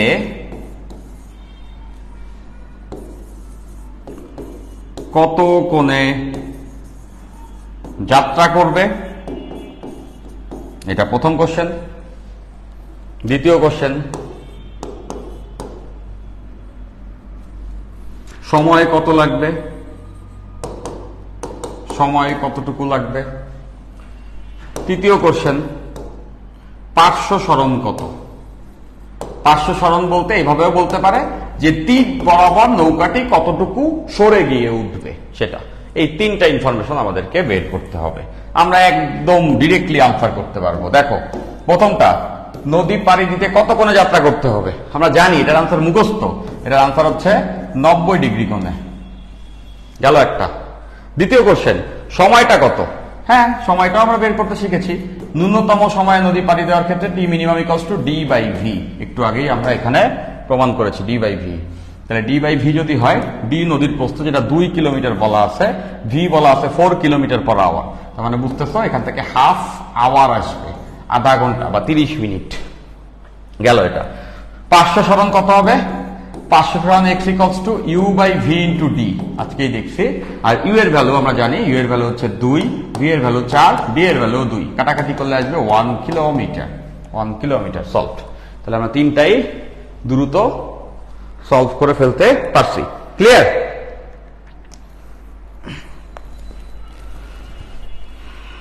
হোপফুলি সবাই এটা বুঝতে পারছো। ডেফিনেটলি সবাই এটা বুঝে ফেলা উচিত। বাকি বিল্লা বলছে বুয়েটের ম্যাথ সলভ করাবেন না ভাইয়া। কেন করাবো না, কেন করাবো না? এই পুরা টেক ফিল্ডে আমি তোমাদেরকে বলতেছি, ফিজিক্সে যদি ম্যাক্সিমাম পর্যন্ত কোনো কিছু সলভ করানো হয় আমি করাবো। ওকে, তো এখন আমাকে তো ক্লাস বাই ক্লাস সবকিছু শেষ করায় দেয় সলভ করাইতে হবে। মনে করো একটা গাছ আমি রোপণই করলাম না, আমি ফল উঠাইতে শুরু করলাম, তাহলে এরকম কোনো কিছু দুনিয়াতে আছে? নাই। বাকি বিল্লা তোমারে বলতেছি অবশ্যই করাবো, অনেক কিছু করাবো, বাট আমি সব কিছুই করাবো। ধরে ধরে অঙ্ক করাচ্ছি, শুরুর থেকে শুরু করেছি। তো তুমি একদিন বলবা, এই চ্যাপ্টারটা তোমার পারো দেখে তুমি বারবার বলতেছো ভাই অ্যাডভান্স অঙ্ক দেন, অ্যাডভান্স অঙ্ক দেন। তুমি একদিন বলবা কোনো কোনো চ্যাপ্টারে আমি অ্যাডভান্স অঙ্ক চলে গেছি, ভাই একটু বেসিক পড়াবেন না? তো সবই পড়াবো, এক এক করে আমরা আগাই। হ্যাঁ, বুঝছো নিশ্চয়ই? হ্যাঁ, এক্স্যাক্টলি। সাকি মাহমুদ বলছো রুকো যারা সবর করো। ফাইন, আমির মোর্শেদ আনসারটা পেরে গেছি। ওকে, হেমদি রোহান বলছো ভাইয়া এই সূত্র কি 4 মার্কের কোশ্চেনে ডিরেক্ট ইউজ করা যাবে? হ্যাঁ, ডিরেক্ট ইউজ করে দিবা, দুবদাব ইউজ করে দিবা, শেষ। অঙ্ক পারছি, এটাই কত। আচ্ছা, টাইমের ফর্মুলা সম্ভবত সব কেসের জন্যই একই হয়। হ্যাঁ, টাইমের ফর্মুলা সব কেসের জন্য একই হয়। আড়াআড়ি নদী পার দেওয়ার জন্য যদি আড়াআড়ি না হয়, হ্যাঁ টাইমের ফর্মুলা সব ক্ষেত্রে একই রকম হয়। আমি তো দেখাইলাম, ব্যাখ্যা করেও তোমাদেরকে দেখাইছি। তো এখন এটা আমরা সবাই বুঝে ফেলছি। এবার আসো এ পর্যায়ে আর একটা নদী নৌকার কেস হইতে পারে, সেটা হচ্ছে যে কোনো দিকে নদী পারাপার। যে কোনো দিকে নদী পারাপার মানে এইবার যে কোনো দিকে যাত্রা করলো, যে কোনো দিকে যাত্রা। তোমরা আগে খেয়াল করছো, একটাতে টার্গেট ছিল তাড়াতাড়ি নদী পাড়ি দেওয়া, একটাতে টার্গেট ছিল ন্যূনতম পথে নদী পাড়ি দেওয়া। বাট এরকমও তো টার্গেট থাকতে পারে যে আমরা চাচ্ছি যে কোনো একটা দিকে রওনা করে ফেলবো, সেই ক্ষেত্রে নদী পাড়ি দেওয়ার কেসগুলোতে কি কি হবে? আচ্ছা, তো দেখো যে কোনো দিকে যাত্রা একটা কেস। লেটস সে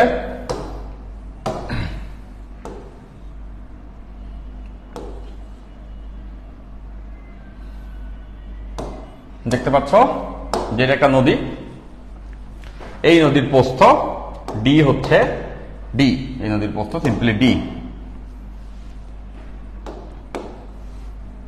আচ্ছা, এখন স্রোতটা এইদিকে বইতেছে ইউ বেগে। এখন নৌকা যেটা করছে, যে কোনো দিকে যাত্রা করতেছে, এই দিকে রওনা করলো ভি বেগে। তো বুঝতেই পারতেছ স্রোত এই দিকে, সে যাত্রা করছে এই দিকে। তাহলে যাবে কোন দিকে? যাবে যাবে হচ্ছে এদের কোনাকুনি বরাবর, এই দিকে যাবে নৌকা। নৌকা এই দিকে যাবে, এই দুইটার সামান্তরিক সূত্র অনুযায়ী কর্ণ বরাবর যাবে। তো এটা গিয়ে এখানে উঠলো। ওকে, নৌকা এখান থেকে যাত্রা করে ওখানে গিয়ে উঠছে। ফাইন, তাহলে দেখতে পাচ্ছ এইখানে সে 500 বরাবর একটা সরণ হয়ে গেছে। সেই সরণটা কত বের করতে হবে? পাশাপাশি নদীটা যে সে পাড়ি দিছে, নদীটা যে সে পাড়ি দিছে একটা সময় গেছে, সেই সময়টাও বের করতে হবে। এই দুইটা বের করতে হবে। ফাইন, এখন দেখো এক্স বরাবর বেগটা কত। লেটস সে আমি যদি বলি এই কোণটা হচ্ছে আলফা, স্রোতের সঙ্গে আলফা কোণে যাত্রা করছে। তাহলে এবার চিন্তা করে দেখো তো ভি এর এক্স বরাবর অংশ কত? নিশ্চয়ই বুঝতেছো, এই ভি কে দুই ভাগে ভাগ করা যাবে। এই ভি এর একটা অংশ এইদিকে যেটা আসবে ভি কজ আলফা, আরেকটা অংশ এইদিকে যেটা আসবে ভি সাইন আলফা। তাহলে এক্স বরাবর মোট বেগটা কত? এক্স বরাবর মোট বেগ, যেটাকে আমি ভি এক্স বলতে পারি। এক্স বরাবর আগের থেকে ছিল স্রোতের বেগ, পাশাপাশি এসে যোগ হয়েছে ভি কজ আলফা। ইউ তো ছিলই, ভি এর একটা অংশ এদিকে আছে। দ্যাট মিনস এক্স বরাবর মোট বেগ u plus V cos alpha. Okay, আচ্ছা ওয়াই বরাবর মোট বেগ কত? ওয়াই বরাবর একটাই বেগ আছে, যেটা হচ্ছে ভি সাইন আলফা। তাহলে ওয়াই বরাবর মোট বেগ ভি সাইন আলফা। এবার দেখো এই এক্স যে সরণ হইছে, এক্স বরাবর সরণ হওয়ার জন্য দায়ী বেগ এক্স অক্ষ বরাবর বেগ। এক্স অক্ষ বরাবর বেগই তো তারা এক্স বরাবর সরাইছে। তাহলে এক্স বরাবর সরণ, যেটাকে আমরা 500 সরণ বলি, এটাই কষ্ট হবে vx ইন্টু টি। এক্স বরাবর মোট বেগ ইন্টু সময়। সো এক্স বরাবর মোট বেগ আমরা জানি, এক্স বরাবর মোট বেগ হচ্ছে U plus V cos alpha into time. তাহলে এই ক্ষেত্রে 500 সরণের সূত্রটা আমরা এভাবে মনে রাখবো। এই ক্ষেত্রে 500 সরণের সূত্র এটা। দেন টিটা বের করব সময়। এবার দেখো ওয়াই বরাবর মোট সরণ কত হয়েছে। ওয়াই বরাবর মোট সরণ কিন্তু নদীর প্রস্থের সমান, এবং ওয়াই বরাবর সরণের জন্য দায়ী বেগ ওয়াই বরাবর বেগটা, ওয়াই বরাবর সরণের জন্য দায়ী বেগ ভি ওয়াই। তাহলে ওয়াই বরাবর সরণ হয়েছে নদীর প্রস্থের সমান, আর ওয়াই বরাবর সরণের জন্য দায়ী বেগ ভি ওয়াই ইন্টু টি। তাহলে এখান থেকে টি বেরোবে, T equals to D by V Y, আর ভি ওয়াই ইকলস টু আমরা জানি V sine alpha. V Y equals to V sine alpha. That means এখান থেকে আমরা টাইম পেয়ে যাব। তাহলে দেখো D by V sine alpha, টাইমের সূত্র সবার ক্ষেত্রে একই রকম। এইটারে আইনা এই টিটাকে আইনা এখানে বসাই দিলে আমরা পেয়ে যাব 500 সরণ কত। নিশ্চয় সবাই এই সূত্রটা বুঝতে পারছি। ডেফিনেটলি যে কোনো দিকে রওনা করলে কি হবে এটা বুঝতে পারছি। এই পর্যায়ে আমরা কয়েকটা অঙ্ক ধুপধাপ করে ফেলবো। দেখো প্রথমে এই অঙ্কটা, এই অঙ্ক আমরা করছি, তারপরেও একটু প্র্যাকটিস আকারে করব। বলছে কি কি দেখো, স্রোতের বেগ এত মানে ইউ দেওয়া আছে, নৌকার বেগ এত মানে ভি দেওয়া আছে, নদীর প্রস্থ 10 কিলোমিটার ডি দেওয়া আছে। এখন এক এক করে করব। সোজাসুজি নদী পাড়ি দিতে হলে কত কোণে যাত্রা করতে হবে, কত কোণে যাত্রা করতে হবে আমরা জানি। Alpha equals to cos inverse minus U by V, মানে কজ ইনভার্স ইউ এর ভ্যালু 2, ভি এর ভ্যালু 4, মানে হচ্ছে 120 ডিগ্রি। আমরা জানি, এই সূত্র আকারে গুছিয়ে রাখছি। এবং এতে প্রয়োজনীয় সময় কত আমরা এটাও জানি। এতে প্রয়োজনীয় সময় D by V sine alpha. D এর ভ্যালু 10 কিলোমিটার, ভি এর ভ্যালু 4, আলফার ভ্যালু 120। এখান থেকে ক্যালকুলেশন করলে পেয়ে যাব টি এর ভ্যালু।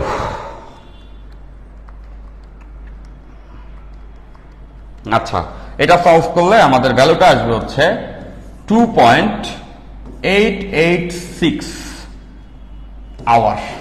তাহলে দেখো এই দুইটা আনসারই আমরা একবারে লিখে ফেলতে পারছি, এমসিকিউ বানায় ফেলছি আমরা জিনিসগুলো, তাই না? এরপর 2 নম্বর অঙ্কে কি বলছে? 2 নম্বর অঙ্কে বলছে দ্রুততম সময় নদী পাড়ি দিতে হলে কত কোণে যাত্রা করতে হবে। দ্রুততম সময় নদী পাড়ি দিতে হলে আমরা এটা মুখস্থ আছে, কত কোণে করতে হবে বলতো? 90 ডিগ্রি। কত সময় লাগবে, সরণ কত হবে, 500 সরণ, সময় কত লাগবে আমরা দেখেছি। এই ক্ষেত্রে সময় হচ্ছে ডি বাই ভি। ডি হচ্ছে 10, ভি হচ্ছে 4, কাটলে 2.5 আওয়ার গেল। 500 সরণ কত হবে? 500 সরণের সূত্র আমরা এখানে দেখেছি, যেটা হচ্ছে U by V into D, মানে 2/4 ইন্টু 10। তাহলে এখান থেকে বুঝতেছো 20 কে 4 দ্বারা ভাগ করলে হচ্ছে 5 কিলোমিটার। দেখো কত দ্রুত আমরা আনসার করে ফেলছি, অঙ্ক আসছে করে ফেলছি, ডান। এরপরে এই অঙ্কটা, এটা 3 নাম্বার কেসের একটা অঙ্ক। দেখো দুর্গা, সবাই মনোযোগ দিলেই বুঝতে পারবা। বলছে পুলিশের নৌকা রওনা হওয়া মাত্র, পুলিশের যে নৌকা আছে, পুলিশের নৌকা রওনা হওয়া মাত্র চোর স্রোতের দিকে সমতরণে দৌড় দিল। এখানে একটা পুলিশের নৌকা আছে এই জায়গাতে, আর চোর ঠিক বিপরীত বিন্দুতে আছে। পুলিশের নৌকা 45 কিলোমিটার পার আওয়ার বেগে, এখানে 45 না, বেসিকলি এটা বোধহয় বেশি এসে গেছে, এটা হচ্ছে 4 কিলোমিটার পার আওয়ার বেগে। 4 কিলোমিটার পার আওয়ার বেগে 60 ডিগ্রি কোণে রওনা দিছে। কি বলছে দেখো, পুলিশের নৌকা রওনা হওয়া মাত্র চোর স্রোতের দিক বরাবর সমতরণে, ওই দিকে একটা সমতরণে রওনা দিছে। সমতরণে দৌড় দিলে হাতে নাতে ধরা পড়ে চোরের ত্বরণ কত। এটা বুঝতেছো যে এটা ওই কেস। রওনা দিছে পুলিশের নৌকা ভি বেগে এইদিকে, পুলিশের নৌকা ভি বেগে এইদিকে রওনা দিছে, স্রোত এইদিকে বইতেছে। তাহলে নৌকা যাবে কোন দিকে আমাদের জানাই আছে, নৌকাটা যাবে হচ্ছে এদের কর্ণ বরাবর, নৌকাটা যাবে হচ্ছে এই বরাবর। তাহলে পুলিশের নৌকাটা যায় এখানে উঠছে, যখন যায় সে এখানে উঠছে, চোরও দৌড়ায় এখানে যায় পৌঁছাইছে। নিশ্চয় বুঝতেছ, তাই না? তাহলে এখন বলো তো চোর কতটুকু দৌড়াইছে? চোর দৌড়াইছে পুলিশ যতটুকু 500 সরণ পাইছে, চোরও অতটুকু যায় দৌড়াইছে। তাই না? এই জন্যই তো হাতে নাতে ধরা পড়ছে, পুলিশের নৌকা পৌঁছাইছে, ও পৌঁছাইছে। তার মানে আমরা বুঝতেছি নৌকার 500 সরণ এইটাই চোরের অতিক্রান্ত দূরত্ব। এখন চোরের অতিক্রান্ত দূরত্বের সূত্র কি এরকম হওয়া উচিত না? আমাদের জানা আছে s equals to UT plus half A T square. এখন চোরের আদিবেগ কত? চোরের আদিবেগ 0। পুলিশ দেখে তো দৌড় দিছে, দ্যাট মিনস আদিবেগ 0। দ্যাট মিনস চোরের অতিক্রান্ত দূরত্ব হাফ এ টি স্কয়ার। এটা হচ্ছে চোরের ত্বরণ, চোর যে ত্বরণে দৌড়াইছে। এখন এটা বুঝতেছো, চোর যতটুকু পথ দৌড়াইছে সেই পথটা নৌকার 500 সরণের সমান, এক্স এর সমান। That means S equals two x, x half A T square. এখন এই 500 সরণটা তো আমরা অলরেডি দেখছি, একটু আগে আমরা সূত্র আকারে দেখছি, যে কোনো দিকে যাত্রা করলে আলফা কোণে যদি যাত্রা করে 500 সরণ x equals to u plus V cos alpha into T. তাহলে ওটা আমরা ইউজ করব এখানটাতে। 500 সরণ x equals to u plus V cos alpha into T plus half A T square. একটা একটা করে টি কেটে যাবে বোথ সাইড থেকে, তাহলে থাকবে U plus V cos alpha equals to half A T. Okay fine. এবার দেখো আমাদের লাগবে চোরের ত্বরণে এ ইকুয়ালস টু আসবে 2 u plus V cos alpha divided by T, তাই না? তাহলে তো সব ভ্যালু এখানে আসেই, বাট এখানে আমাদের টি এর ভ্যালুটা নাই। আমাদের টি নদী পাড়ি দেওয়ার যে সময়টা এটা লাগবে, কারণ নদী পাড়ি দেওয়ার সময়ের ভিতরেই তো চোর এখান থেকে এখানে আসছে। নদী পাড়ি দেওয়ার সময় টি কষ্ট কত হবে? D by V sine alpha. এটা তো আমরা জানি সকলকে, সেই নদী পাড়ি দেওয়ার সময় D by V sine alpha. এখন ডি এর ভ্যালু বলা আছে নদীর প্রস্থ, এই যে নদীর প্রস্থ দেখো এখানে দেওয়া আছে 5 কিলোমিটার, তাহলে নদীর প্রস্থ 5 কিলোমিটার। ভি দেওয়া আছে এখানে 4 kilometre per hour, 4 kilometre per hour. এবং আলফার ভ্যালুও কিন্তু আমাদের অঙ্কে দেওয়া আছে, দেখতে পাচ্ছ আলফা ভ্যালু 60, কতক্ষণে যাত্রা করেছিল, সাইন 60। তাহলে এবার আমরা ডেটা বসাই দিলে এখান থেকে আনসার আসবে 2। ইউ এর ভ্যালু, স্রোতের বেগ দেওয়া আছে 2 কিলোমিটার পার আওয়ার, নৌকার বেগ 4 কিলোমিটার পার আওয়ার, আর রওনা দিচ্ছে 60 ডিগ্রি কোণে। আর টি এর ভ্যালু আমরা এখানে বের করেছি, যেটা হচ্ছে 5/4 সাইন 60। এটা বসাইলে এখান থেকে কিন্তু আমরা ত্বরণের মান পাবো। এটা বসিয়ে দিলে আমরা এখান থেকে ত্বরণের মান পেয়ে যাব।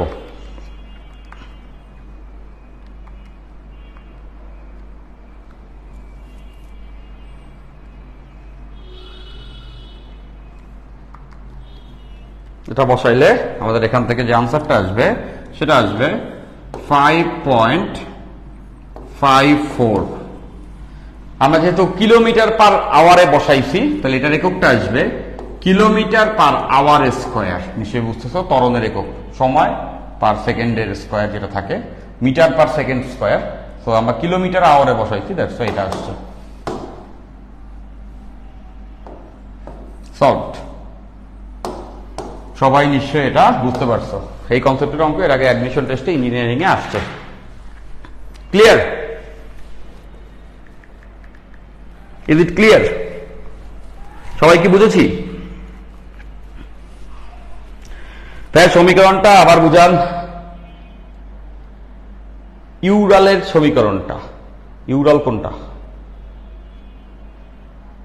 রাকিবুল্লাহ বলছো ভাই এমন ধরনের কনসেপ্ট আর কেউ আমার মনে হয় না দিতে পারবে স্যার, আপনি সেরা স্যার, আপনি আপনার মতো শিক্ষক হয় না। সালাম স্যার। ও রাকিবুল্লাহ, থ্যাংক ইউ ব্রো, অনেক কমপ্লিমেন্ট দিলা। বাট তুমি ভালো মতো পড়ো, তুমি ভালো মতো পড়া, তুমি ভালো রেজাল্ট করো, এটা আমাদের দরকার, তাই না? আমি তোমাদের খুব ভালো পড়াইলাম, অনেক কনসেপ্ট শিখাইলাম, বাট সেইগুলো যদি তোমরা নিজেরা না শিখে খাতায় ডেলিভার না করতে পারো, তাহলে এই পড়ানোর তো কোনো মানে হবে না। তো আমি আশা রাখবো আমার প্রত্যেকটা স্টুডেন্ট সর্বোচ্চ পরিশ্রম করবে, ডেফিনেটলি তারা এগুলো শিখে অ্যাপ্লাই করতে পারবে।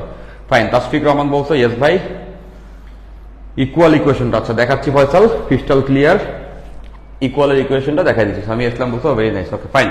আচ্ছা আমি আরেকবার একটু বলে দিচ্ছি, ইকুয়ালের ইকুয়েশনটা হচ্ছে এখান থেকে দেখো, চোরের অতিক্রান্ত দূরত্ব ধরলাম S, S equals to UT plus half AT square. চোর যখন দৌড় দেয় তখন তার আদিবেগ 0, তাহলে S equals to half AT square. এখন চোর যে পথ গেছে নৌকাটার 500 সরানো ততটুকুই হয়েছে, that's why S equals x হবে। নিশ্চয়ই বুঝতেছো, নৌকার যে পার্শ্ব সরণ আর চোরের অতিক্রম দূরত্ব সমান, এই জন্য এস এর এখানে এক্স লিখেছি। আর x equals to u plus V cos alpha into T, এইটা আমরা এখানে অলরেডি প্রমাণ করেই দেখছিলাম। যে কোনো দিকে আলফা কোণে রওনা করলে x equals to u plus V cos alpha plus T হয়। ফাইন, তো সেটাকে আমরা এখানে কাজে লাগাইছি। এখান থেকে টি কেটে গেছে, এরপর টি ওখান থেকে বের করে এখানে বসাই দিছি, আমরা পেয়ে গেছি চোর কত ত্বরণে আসলে দৌড়াচ্ছিল। ওকে, হোপফুলি সবার এতটুকু ক্লিয়ার হয়ে যাওয়া উচিত। তো আজকের ক্লাসকে আমরা লম্বা করব না, আজকের ক্লাসকে আমরা লম্বা করবো না। ফয়সাল নিশ্চয়ই এবার বুঝতে পারছো? ওকে, আচ্ছা তাহলে আমি একটু বলে দেই আজকের ক্লাসে আমরা কি কি দেখছি। আজকের ক্লাসে আমরা যা যা শিখলাম তার মধ্যে নাম্বার 1, আমরা প্রথমে দেখেছি একটা লম্বাংশ উপপাদ্যের অ্যাপ্লিকেশনের ম্যাথ। এরপর আমরা লন রোলার টানা ঠেলার ব্যাপারটাকে বুঝে নিয়েছি। দেন এগেইন আমরা এই ক্লাসে কিভাবে করে লম্ব না হলেও উপাংশে ভাগ করা যায় সেটা শিখেছি। এর পাশাপাশি আমরা নদী নৌকার সকল কেসকে ইন ডিটেলসে দেখেছি। আমরা নদী নৌকার সকল কেসকে বুঝতে পারছো যে সোজাসুজি নদী পাড়ি দিতে হলে কেমনে কি সূত্র হবে সেগুলো দেখেছি, তার অঙ্ক করেছি।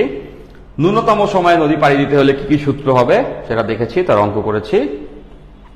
দেন যে কোনো দিকে যাত্রা করলে কি সব হতে পারে সেটা দেখেছি, সেই রিলেটেড আমরা অঙ্ক করেছি এবং সবকিছুকে আমরা গুছিয়ে নিয়েছি। তো আজকে ক্লাসটা করলে পরে আমাদের নদী নৌকার যে পার্টটা আছে এটা একদম ক্রিস্টাল ক্লিয়ার হয়ে যাওয়া উচিত। এর বাইরে থেকে তোমাদের এইচএসসি পরীক্ষায় কখনোই কোনো অঙ্ক আসবে না, সেটা দেখে ফেলবা। তো আমাদের এই নিয়ে 3 নাম্বার ক্লাস, আগামীকালকে হবে আমাদের 4 নাম্বার ক্লাস। তো আগামীকালকের ক্লাসে তোমরা সবাই থাকবা। ওই ক্লাসে আমরা এর পরের যে অংশ আছে আপেক্ষিক বেগ এবং আরো অনেক কনসেপ্ট আছে সেগুলোর দিকে ইনশাল্লাহ ধীরে ধীরে আগায় যাব। ওকে, পিডিএফটা গ্রুপে দেন প্লিজ। তাসফিক বলছো, তাসফিক এই যে দেখো তোমাদের প্রথম দিন থেকে আজকের দিনে যত পিডিএফ আছে সবকিছু কিন্তু আমার কাছে এখনো সেভ করা আছে। এই যে প্রথম দিন ছিল এগুলো এখনো সেভ করা আছে। এটা আমি কেন দিচ্ছি না, তাদের একটা নোটের মতো হবে, এই পুরো জিনিসটা একটা নোটের মতো হবে। এবং সেটা হবে হচ্ছে যখন, এর আগেও আমি বলেছি আজকে বলে দিচ্ছি, তোমাদের পুরো ভেক্টরের লেকচার শেষ হবে তখন আমার কাছে পুরো পিডিএফটা সেই আকারে এভাবে থেকে যাবে। এই পুরো পিডিএফটা একবারে তোমাদেরকে দিব, একটা চ্যাপ্টার শেষ হবে পুরো পিডিএফটা একবারে তোমাদের এই গ্রুপে ড্রপ দিব। বুঝতে পারছো না? সে সবাই প্রত্যেকদিন ভেঙে ভেঙে দিলে ওইগুলা তোমরাই হারায় ফেলবা, বরঞ্চ পুরো জিনিসটা একবারে দিলে ওটা গোছানো থাকবে, ওইটা তোমার ফোনে সেভ করে রাখবে, ওটা দেখবা, রিভিশন করবা। বুঝতে পারছি? ফাইন, আল্লাহ হাফেজ। আজকে ক্লাস এতটুকু, দেখা হবে আগামীকাল। সবাই ভালো থাকবা। So far take care, bye bye bye by.